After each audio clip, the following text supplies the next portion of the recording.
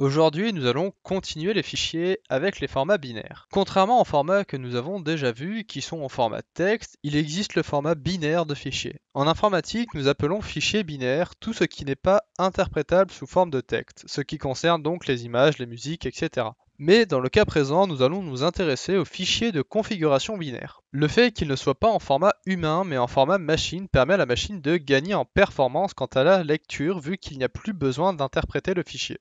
Certains formats de fichiers ayant des règles complexes d'interprétation, leur alternative binaire n'en sera que plus performante. Le PHP par exemple peut être converti au format binaire afin de gagner en performance lors de son exécution. Il s'agit souvent d'une compilation en bibliothèque, ce qui change le langage, bien que certaines bibliothèques supportent une conversion de PHP à binaire et de binaire à PHP qui est plus performante que l'interprétation basique du PHP. De même, le XML et le JSON possèdent plusieurs alternatives binaires, l'une d'entre elles étant MessagePack, qui est relativement plus performant que du JSON. En plus de ces formats de fichiers, il y a les formats propriétaires. Il s'agit de formats binaires dont la structure n'est connue que du logiciel qui doit l'utiliser, ou du moins en théorie. En pratique, il arrive que certaines personnes décident de chercher à comprendre le format de ce type de fichiers pour pouvoir les lire ou les modifier eux-mêmes, ce qui est le cas avec les NBT de Minecraft. Au final, peu importe le type de fichier, si vous n'avez pas une bibliothèque qui permet de les interpréter, vous ne pourrez pas vous en servir sur votre logiciel. Sur ce, j'espère que cette vidéo vous a plu, si c'est le cas, n'hésitez pas à vous abonner,